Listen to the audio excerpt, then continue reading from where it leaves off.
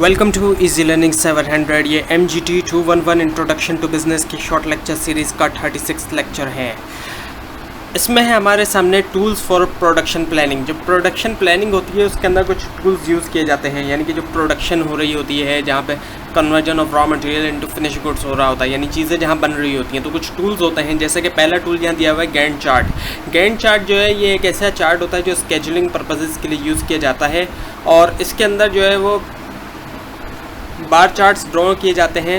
इस स्केड्यूल के अंदर वो जो बार चार्ट्स होते हैं वो हॉरिजॉन्टल बार चार्ट्स होते हैं। कई सारे बार चार्ट्स हॉरिजॉन्टली ड्रॉ कर लिए जाते हैं, और हर बार चार्ट जो है एक एक्टिविटी को डिस्क्राइब कर रहा होता है, बता रहा होता है हर बार चार्ट। और ये चार्ट जो है वो मदद करता है इस बारे में जानने के लिए कि कौन सी एक्टिविटी किस टाइम पे होनी चाहिए, क्योंकि ज़ाहिर बात है ये स्केजुलिंग पर्पज़ के लिए तो एक तरह का एक स्केजुअल बन जाता है कि कौन सी एक्टिविटी किस टाइम पे होनी चाहिए। और इस गैंट चार्ट के थ्रू हम कंपैरिजन भी कर सकते हैं प्लान आउटपुट और एक्चुअल आउटपुट का, और इससे हमें पता चलता है कि गैप कितना आया है। जो हमने प्लान किया था कि आउटपुट उतना ही है जितना हमने प्लान किया था, असल में आउटपुट उतना ही बन रहा है या नहीं बन रहा। अब दूसरा जो टूल है वो है PERT नेटवर्क। PERT का जो फुल फॉर्म है वो है प्रोग्राम इवेल्यूएशन रिव्यू टेक्निक्स, तो ये इसकी फुल फॉर्म है। और जो PERT है ये क्या है, इसके अंदर तमाम एक्टिविटीज़ एक सिंगल चार्ट के अंदर ड्रॉ हो जाती हैं और सेम सीक्वेंस में होती हैं, और उस सीक्वेंस में जिसमें एक्टिविटीज़ को परफॉर्म होती हैं वो उस सीक्वेंस के अंदर हो जाती हैं, यानी एक फ़्लो ऑफ एक्टिविटीज़ को शो करता है ये PERT चार्ट जो है। और PERT चार्ट के अंदर एक शामिल क्या क्या चीज़ें होती हैं, क्रिटिकल पाथ शामिल होता है, यानी कि इसका मतलब होता है कि मैक्सिमम टाइम कितना लगेगा किसी एक प्रोजेक्ट को कंप्लीट होने में, ताकि फिर उस हिसाब से डेडलाइन पूरी की जा सके। उसके अलावा इसमें इवेंट्स शामिल हैं, एक्टिविटीज़ शामिल हैं, और स्लैक टाइम। स्लैक टाइम का मतलब अगर डिले हो जाता है किसी भी एक रीज़न की वजह से, ज़ाहिर बात है ज़रूरी नहीं है कि प्रोजेक्ट वक्त पे ही कंप्लीट हो सकता है किसी प्रोजेक्ट को कंप्लीट होने में कुछ डिले आ जाए किसी भी रीज़न की वजह से। अब कुछ चैलेंजेस आते हैं मटेरियल मैनेजमेंट के अंदर। जो मटेरियल होता है प्रोडक्शन के लिए बहुत ज़रूरी होता है, उसकी मैनेजमेंट करना होती है, तो उसमें चैलेंजेस ये आते हैं फ्लो ऑफ मटेरियल की अवेलेबिलिटी, के कब कौन सा मटेरियल अवेलेबल होगा या नहीं होगा, तो उसका फ़्लो जो है होना ज़रूरी होता है। और फिर स्टैंडर्डाइजेशन हो जाना, अगर हम स्टैंडर्डाइज कर लेते हैं तो हम अपनी प्रोडक्ट को बेटर कर सकते हैं।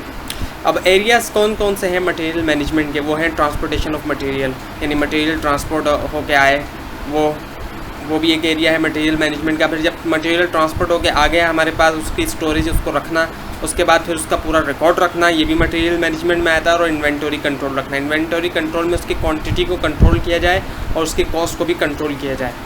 अब कॉस्टिंग जो है मटेरियल की 3 तरह से कॉस्टिंग होती है। अब ये इसकी पूरी की पूरी डिटेल और कैलकुलेशन तो आप अकाउंटिंग के अंदर पढ़ेंगे। अब यहाँ पे इसको थोड़ा सा समझ लेते हैं। लास्ट इन फर्स्ट आउट होता है। एक तो लास्ट इन फर्स्ट आउट का मतलब ये होता है कि सबसे आखिर में जो चीज़ ख़रीदी गई है उसको सबसे पहले इस्तेमाल कर लिया जाए, इसको हम कहते हैं लास्ट इन फर्स्ट आउट। यानी कि लास्ट इन का मतलब आखिर में आया वो और सबसे पहले जा रहा है, आखिर में आने वाला मटेरियल सबसे पहले जा रहा है। और फिर जो दूसरा जो कॉस्टिंग का है वो है फर्स्ट इन फर्स्ट आउट, यानी जो सबसे पहले मटेरियल आया वो सबसे पहले जा रहा है। इसमें ये नहीं होता कि जो आखिर वाला है उसको हम पहले निकाल देंगे, जो सबसे पहले आने वाला मटेरियल है वो सबसे पहले जा रहा है, जो सबसे आखिर में आने वाला मटेरियल होगा वो सबसे आखिर में इशू होगा।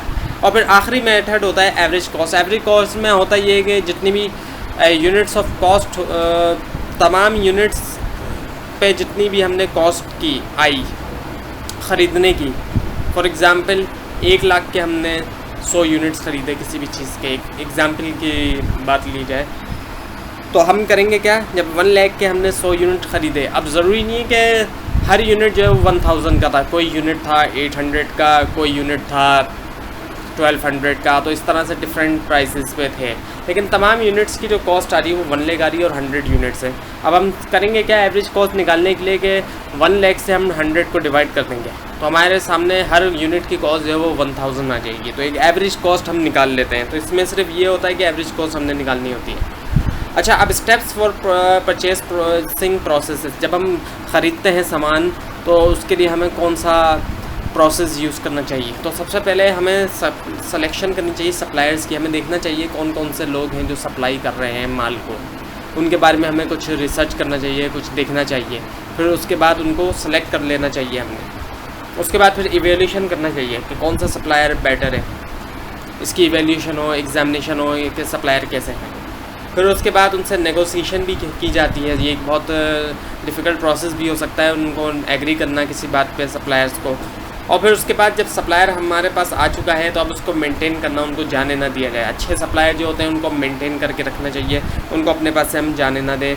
ऐसा कोई काम ना करें हम जिससे सप्लायर जो है वो हमें सप्लाई देना छोड़ दें। अब है हमारे सामने जस्ट इन टाइम का कॉन्सेप्ट। जस्ट इन टाइम का कॉन्सेप्ट क्या है कि मटेरियल हमेशा अवेलेबल हो जब भी हमें ज़रूरत हो। जब भी हमें मटेरियल की ज़रूरत हो तो ऐसे वक्त में मटेरियल जो है वो अवेलेबल हो, मटेरियल को हासिल करने जब हमें रिक्वायर्ड हो विदाउट एनी डिले। जो ऐसे सप्लायर होते हैं रिलायबल सप्लायर, वहाँ हम उन पर ट्रस्ट कर सकते हैं, और जो रिलायबल सप्लायर होते हैं उन्हीं पे ये कॉन्सेप्ट अप्लाई होता है कि जस्ट इन टाइम, यानी कि जब हमें रिक्वायर्ड हो तो वो मटेरियल हमें प्रोवाइड कर दें लाके। इसके बेनिफिट्स क्या होते हैं कि हम डिलेज़ को अवॉइड कर सकते हैं, हम कोई भी ऑर्डर जो है वो उस डिले नहीं होगा हमारा, और फेवरेबल कैश फ्लो रहेगा ऑर्गेनाइजेशन का। जब चीज़ें ज़ाहिर बातें टाइम पे सेल होंगी तो कैश फ्लो भी हमारा फेवरेबल रहेगा, और अनसर्टेनिटीज से हम बचे रहेंगे। और इसकी एप्लीकेशन प्रोडक्शन में भी होती है, साथ में मार्केटिंग के अंदर भी इसकी एप्लीकेशन होती है। मार्केटिंग में कुछ इस तरीके से एप्लीकेशन हो सकती है कि जो स्टोर वाले हैं उनका जो जितना भी स्टॉक का रिकॉर्ड है स्टोर वालों का, वो उसका डेटा कंपनी तक एक्सेस हो सके। तब जब कंपनी तक स्टोर का डेटा एक्सेस होता रहेगा, कुछ ऐसा नेटवर्क बना दिया जाए कि कंपनी तक भी जो है वो एक्सेस होता रहे स्टोर का जितना भी स्टॉक का रिकॉर्ड है, तो कंपनी को पता चलता रहेगा कि किस स्टोर को कौन सी प्रोडक्ट की ज़रूरत है। फिर कंपनी वो प्रोडक्ट स्टोर वालों को सप्लाई कर देगी जैसे ही स्टोर वालों को ज़रूरत पड़ेगी। अच्छा, अब है जस्ट इन केस, जो कि कन्वेंशनल मेथड है।